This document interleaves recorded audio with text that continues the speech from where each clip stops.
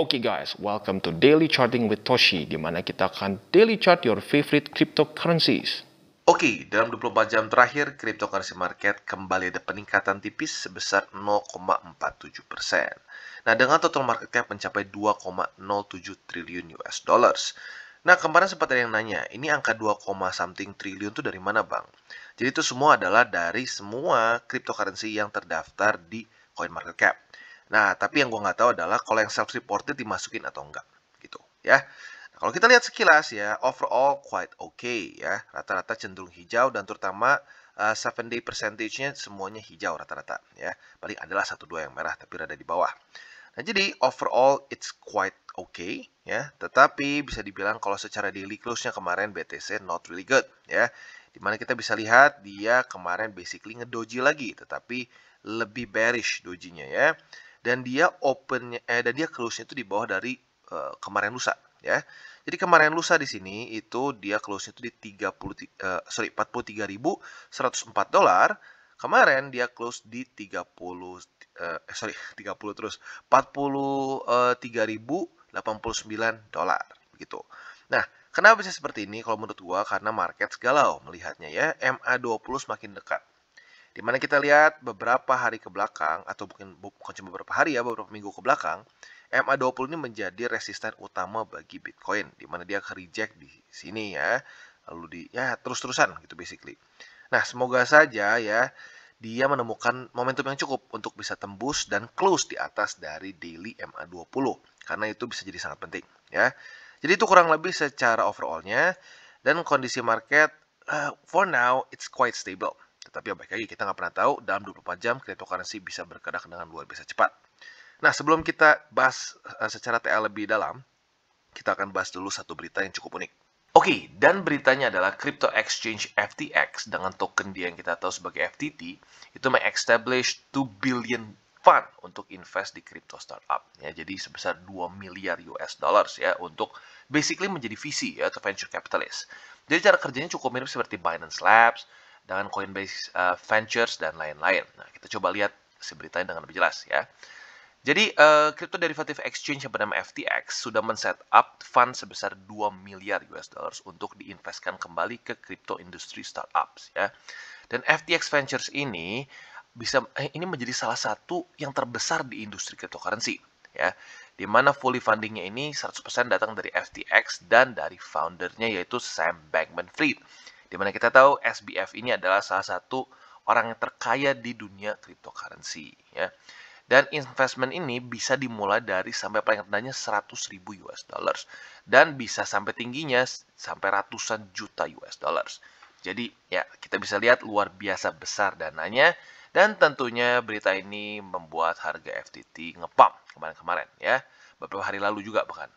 Nah, kita bisa lihat bahwa yang akan menjadi head of this fund ini adalah seorang yang bernama Amy Wu ya. Dan Amy Wu ini tadinya adalah seorang ya VC juga ya. Dia dulunya itu di Lightspeed Venture Partners ya. Dan sekarang dia menjadi head of FTX Ventures. Nah, ini akan dideploy pada tahun depan ya, semuanya di tahun depan. Tetapi tergantung juga dengan opportunities. Apabila FTX melihat ada yang lebih ya butuh sekarang, dia akan bisa keluarkan sekarang juga ya. Jadi kita bisa lihat kurang lebih seperti itu beritanya. Dan juga kalau kita lihat Wu ini bilang bahwa fokus dari FTX ini akan ke crypto gaming companies. Nah, jadi seperti yang gue sudah bilang ya, ini akan cenderung di tahun 2022 ini akan ke Web 3.0 dan Metaverse. Dan tentunya Metaverse ini akan banyak sekali elemen-elemen play to earn, ya seperti yang sudah kita bahas di beberapa project Metaverse sebelumnya. Mulai dari Really, lalu mulai juga dari Solace, dan lain-lain. Mereka pasti punya play to earn. Gitu. Nah, jadi itu juga penting.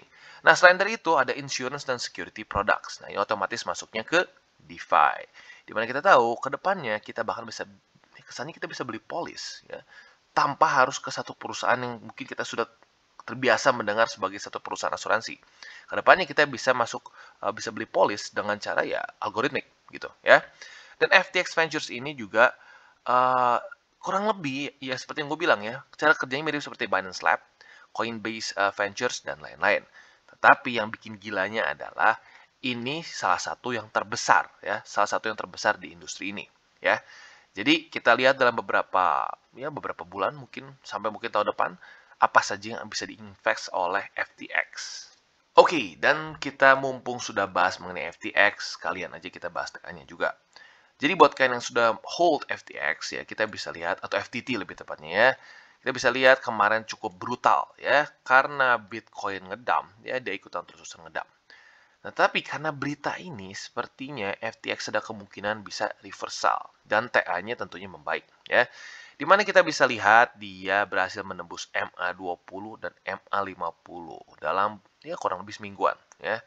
Nah, sekarang yang menjadi permasalahan adalah MA200. Apakah dia cukup kuat untuk menembus MA200 atau tidak? Kalau menurut gue pribadi, secara TA, not yet. Ya, not yet. Karena kita bisa lihat dia sudah lumayan habis bensin. Ya. Kita bisa dari tanggal 9 Januari sampai sekarang, 17, udah cukup terus-terusan ngepump. Nah, jadi ada kemungkinan dia akan cari support dulu. Nah, pertanyaannya, apakah supportnya akan cukup kuat atau tidak? Nah, semoga dia bisa bertahan dulu di sini, konsolidasi, jangan sampai ngedam langsung ke bawah. Kalau ngedam langsung ke bawah, ya kalau tembus lagi sama aja bohong, gitu ya. Jadi kalau bisa dia konsolidasi dulu aja, kalau mau koreksi tipis-tipis aja dulu, tunggu sampai apa? Tunggu sampai MA20-nya Golden Cross dengan MA50. Kalau dia sudah Golden Cross, nah itu ada kemungkinan besar dia bisa terpantul di 20. Ya. Jadi itu yang kita cari. Jadi for now, tahan dulu ya. Jangan sampai monkey brain kita menguasai trading kita ya. Kita tahan. Tunggu sampai dia terjadi konfirmasi. Nah, konfirmasinya apa? Gue ulangin. Ada golden cross antara MA50 dan 20. Setelah itu, lu bisa beli pantulan di 20. Atau bisa lu averaging di dua posisi ya. MA20 dan MA50. Siapa tahu dua-duanya kena ya. Jadi kurang lebih seperti itu untuk FTX secara TA-nya. Dan ya menurut gua ke depannya apalagi kalau si fund-nya ini berjalan dengan baik ya, FTX tentunya bisa akan ikutan juga naik secara token gitu. Jadi kurang lebih seperti itu. Dan buat lu yang tertarik untuk FTX ini jadikan token yang sering kita bahas di CWT, boleh komen juga di bawah ya. Oke, dan kita kembali ke charting. Tetapi sebelum kita masuk ke seperti biasa chartingnya, gua ingin ada satu perspektif yang gue ingin bagikan ya. Kalau gue lihat sekarang trennya orang-orang semakin cenderung, udahlah terserah, gue udah nggak peduli sama kripto. Ada yang sudah cut loss, ada yang udah kena margin call, ada yang udahlah hapus aja aplikasi, gue nggak mau belajar lagi, gitu ya. Gini guys, kita lihat ya pada faktanya, cryptocurrency market itu mungkin sekarang terlihat tidak menentu. Tapi jangan lupa, berapa tahun lalu pun sama, sering kali dalam posisi-posisi yang tidak menentu, gitu ya.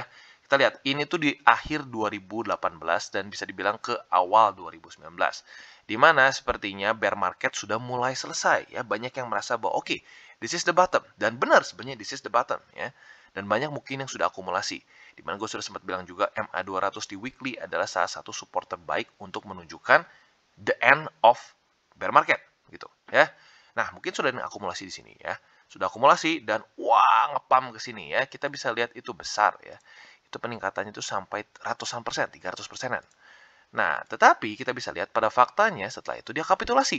Ya, kapitulasi turun terus dan bahkan di sini kapitulasi parah di 2020 di mana kita tahu ada suatu penyakit ya atau suatu virus yang bernama COVID-19 yang menyebabkan dunia tergoncang dan turun lagi. Jadi kalau kita lihat andaikan lu beli di sini gitu ya. Lu beli di sini. Buat dia lanjut bull market itu dan tembus si wick di sini, itu kita lihat dia butuh waktu berapa lama?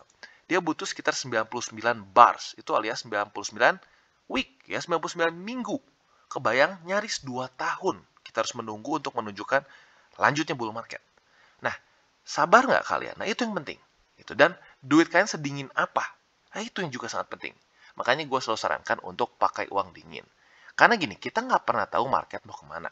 Ya, dan ada satu quote yang luar biasa bijak menurut gue dari Socrates. Ya, the true knowledge exists, knowing that you know nothing. Ya, satu satu knowledge yang sesungguhnya itu adalah lu sadar bahwa lu nggak tahu apa yang akan terjadi. Gitu. Lu nggak tahu apapun. Gitu. Nah, yang kita bisa lihat adalah apa? Jangan, ya itu makanya jangan mendukun. Jangan, lihat nih udah pasti di sini, udah kita gadein rumah, gadein apapun. Ternyata apa? Waduh, marketnya sideways dan sidewaysnya panjang bertahun-tahun. Nah, disitulah ujung-ujungnya lu harusnya bisa profit, malah lu boncos. Karena apa? Over leverage, terlalu confident, overconfident. Jadi pastikanlah buat kalian selalu apa?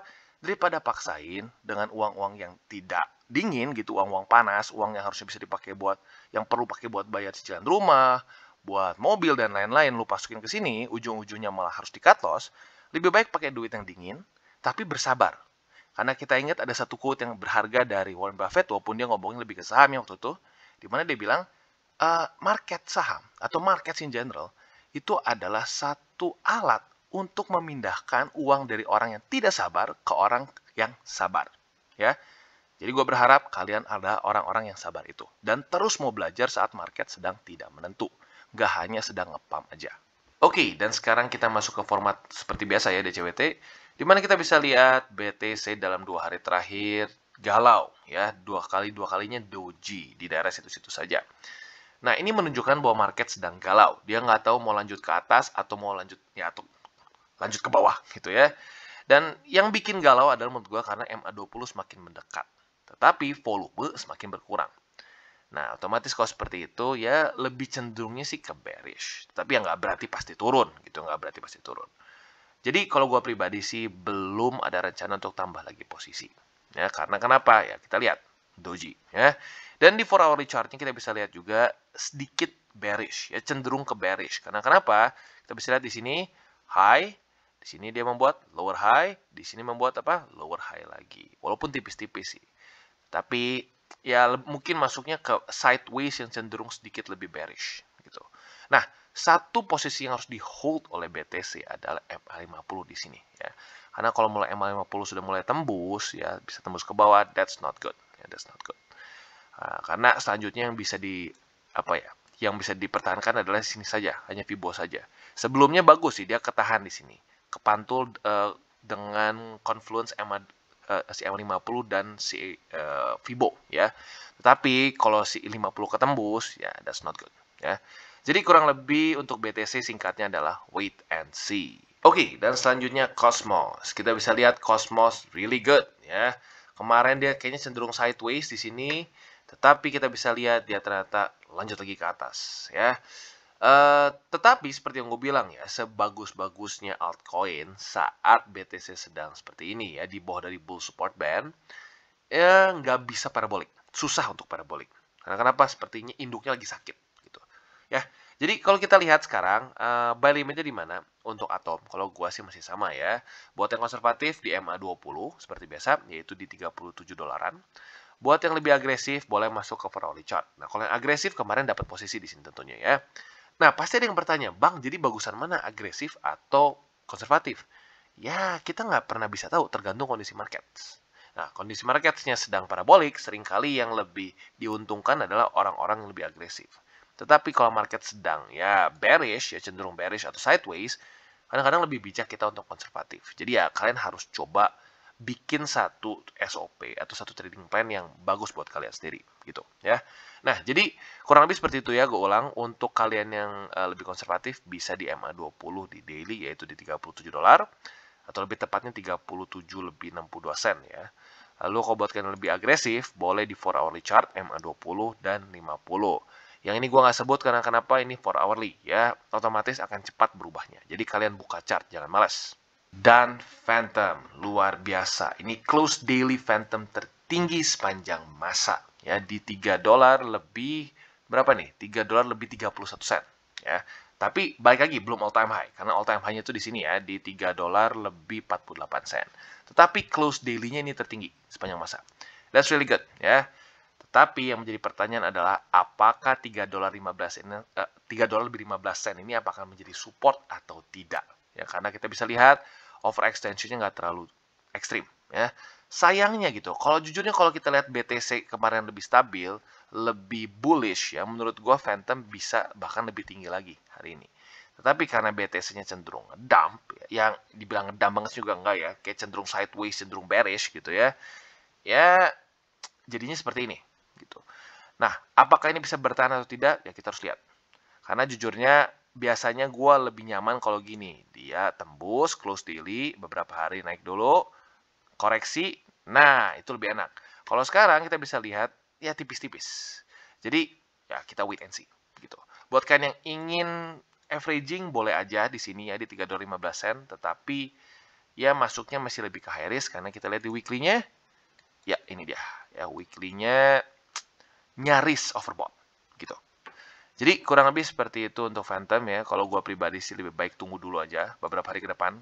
Kalau dia bisa konsolidasi di atas dari $3.15, nah boleh dipertimbangkan untuk averaging.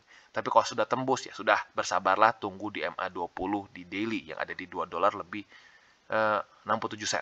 Oke, dan selanjutnya Matic. Kemarin Matic sebenarnya bisa dibilang masih terpukul lagi oleh MA20 ya. Tetapi good news-nya apa? Hari ini dalam ya kurang lebih 3 jam lebih ya dari jam 7 gitu ya. Ya 4 jam lah kalau mau dibulatin ya. 4 jam lebih dari jam 7 tadi buka candle baru, dia open di atas dari MA20. Nah, tinggal pertanyaannya apakah dia akan cukup kuat untuk bertahan di atas 20 atau tidak. Ya, jadi ini cukup penting untuk Matic ya. Kalau dia bisa bertahan di atas 20 ya, dalam 20 jam lagi dia close di atas 20, itu pertanda bagus. Ya, tetapi kalau dia breakdown, apalagi breakdownnya sampai tembus 50, that's not gonna be good at all. Ya. Jadi kurang lebih Matic itu PR-nya sangat simple ya, bertahan. Jangan sampai close di bawah dari 20, apalagi sampai close di bawah 50 ya. Jadi kurang lebih seperti itu. Dan kalau untuk buy limit sih gue pribadi lebih baik tunggu dulu ya. Kalau saran gue sih tunggu, kalau bisa close seperti ini, dia ada momentum dulu ke atas. Kalau bisa nembus daerah sini ya, high previous high-nya ya. Lalu dia koreksi nggak apa-apa. Koreksi, tunggu lagi pantulan di 20 yang sudah mulai naik ke atas. That's the best case ya. Tapi buat kalian yang lebih agresif ya boleh aja kalian mulai mulai tambah posisi apabila MA200 terbukti menjadi support yang cukup oke untuk Matic ya. Jadi kurang lebih seperti itu. Buat yang lebih konservatif tunggu dulu sampai MA20-nya benar-benar kuat ya di daily, close beberapa hari di atas MA20, lalu tunggu sampai koreksi ke 20 lagi baru beli. Atau di 4 hourly chart buat kalian yang lebih agresif bisa di MA200. Oke, dan XRP. Ada beberapa yang minta request nanya, "Bang, gimana kondisinya XRP?" Not good, ya. Not good at all. Karena kita bisa lihat dia secara TA-nya ya, dia sangat terpukul sekali dengan MA20. Basically mulai sejak dari awal Januari ya, dimana di akhir tahun kan lumayan bagus nih. BTC ikutan naik ya, dia ikutan ketarik juga. Nah, tetapi kita bisa lihat bahwa dia dengan jelas terpukul oleh MA50 dan 200. Ya 200 sempat tembus sih, tetapi ya ujung-ujungnya yang benar-benar menahan banget tuh MA50. Plus ada confluence juga dengan Bollinger ya. Sejak dari situ sudah it went downhill. Di sini high, lower high, lower high, lower high dan seterusnya lower high. Ya, jadi gampang kok buat ngelihat ini bearish atau tidak ya. Kalau dia terus-terusan membuat lower high, bearish gitu. Selama dia belum bisa memecah lower high sebelumnya ya itu masih tetap bearish. Kalau dia mulai ya di situ-situ saja ya itu sideways gitu ya. Quite simple. Nah, jadi sebenarnya untuk XRP sekarang PR terbesar dia adalah jangan sampai kepukul lagi oleh 20 karena di sini dia sebenarnya secara struktur lumayan ketahan ya di sini kan ya. Ketahan, berhenti, ngerem, tapi 20-nya kuat, dipukul, bam, lanjut lagi ke bawah. Nah, sekarang mulai ada ketahan lagi di sini, tetapi kita bisa lihat sekarang 20 mendekat, XRP semakin kayaknya takut, trauma ya. Kalau digampar sekali kan trauma tuh. Nah, moga-moga dia cukup kuat mentalnya untuk bisa close di atas 20. Jadi itu PR utama dari XRP adalah apa? Close daily di atas 20. Sebelum dia berhasil melakukan itu, gue pribadi belum tambah lagi posisi di XRP. Kenapa? Karena selain dari ini secara fundamentalnya dia masih belum beres dengan SEC ya, lagi-lagi SEC untuk XRP ya itu masih sangat penting gitu ya. Mau lu berdebat apapun juga, oh tapi kan wah SEC itu gini nggak adil. Ya memang dunia nggak adil gitu ya. Kadang-kadang memang dunia nggak adil. Dan yang lagi sway adalah XRP. Nggak tahu mungkin di belakangnya pernah ada permasalahan tertentu mungkin XRP makanya terus diserang oleh SEC ya kita nggak tahu ya. Tapi intinya kita sebagai investor harus melihat juga itu adalah resiko. Makanya gue pribadi XRP nggak ya bisa dibilang kecil posisinya karena ya itu SEC. Walaupun gue tahu secara fundamental dia sudah banyak partnership, banyak use case, tetapi ya gini kadang-kadang regulasi pun kita harus perhatikan. Itu adalah salah satu hal yang penting juga gitu. Oke, nah selanjutnya Crypto.com. Nah, jadi Crypto.com kita bisa lihat dengan sangat jelas dia bearish ya. Dia terus membuat apa? High, ya dari sini bahkannya high, lower high, lower high. Di sini sempat ada rally karena BTC naik, dia pecah si lower high, mungkin orang pada wah, bisa lanjut nih, bisa lanjut. Tetapi lanjut lagi turun. Dia membuat lagi apa? Lower high, dan lower high. Nah, selama dia masih terus membuat lower high, potensinya untuk lanjut turun masih ada gitu ya. Dan ini sepertinya sudah gue pernah bahas juga untuk dulu di awal-awal gue bahas mengenai CRO ya. Dimana semua orang waktu itu wah nge-hype banget mengenai CRO. Gue bilang hati-hati. Karena kenapa? Euphoric. Waktu itu jujur CRO vibe-nya itu euphoric banget. Orang banyak yang nggak tahu apa itu CRO, nggak tahu apa gunanya pun beli gitu. Nah, kalau udah seperti itu, take your profits gitu ya. Karena sebenarnya kita udah ada kesempatan kok buat take your profits gitu di sini ya. Sudah 2 kali bahkan, 2 minggu dikasih kesempatan untuk take profits. Tapi mungkin banyak yang kemakan, banyak yang menjadi sales CRO gitu dulu ya. Banyak yang bilang, wah CRO akan sampai $10. Aduh, ya menurut gua highly unlikely waktu itu ya. Tapi ada juga yang bilang bisa sampai $1. Kalau itu gua respect, karena kenapa? Ya deket kok, deket. Dan make sense waktu itu, karena parabolic juga. Nah, tapi kadang-kadang banyak yang kemakan dengan apa ya, dengan prediksi yang luar biasa bombastis, jadinya dia sangkut karena dia nggak TP-TP. Itu jadi ingat selalu take your profits ya. Dan sama juga ya untuk apa namanya semua aset gitu, bahkan ya untuk kayak Rili gitu. Rili tadi gue udah bilang jangan lupa untuk take your profits. Dan untuk Rili gue bilang resikonya kecil kalau ikutan launchpad. Gue bahkan spesifik ngomong hati-hati kalau jaga lilin resikonya beda lagi. Ya, tapi baik lagi, semua orang selalu ada, saat ngepump, orang pengen masuk semua. Dan ujungnya pasti banyak yang sangkut. Jadi, ya ingat, selalu untuk manage your risk dan take your profits. Apalagi kalau movementnya parabolic, gitu ya. Dan selanjutnya, kalau kalian ingin averaging CRO, kalian sudah yakin dan suka dengan fundamental CRO, gue saranin, tunggu sampai dia ketahan gak di 20. Kalau dia ketahan di MA20 di weekly ya, ini bukan daily ya, di weekly, that's good. Ya kalian boleh averaging di situ. Tapi kalau dia sampai tembus, siap-siap, itu bisa menyeramkan ya. Karena kalau dia tembus, ada probability dia bisa masuk lagi ke struktur di sini ya. And that's bad gitu. Jadi kurang lebih seperti itu untuk crypto.com. Buy limitnya bisa di MA20 di weekly gitu. Oke guys, sekian dari segmen Daily Charting with Toshi. Apabila segmen ini bermanfaat, boleh share dengan teman-teman dan jangan lupa untuk like, subscribe, klik the bell icon, dan see you on the next videos.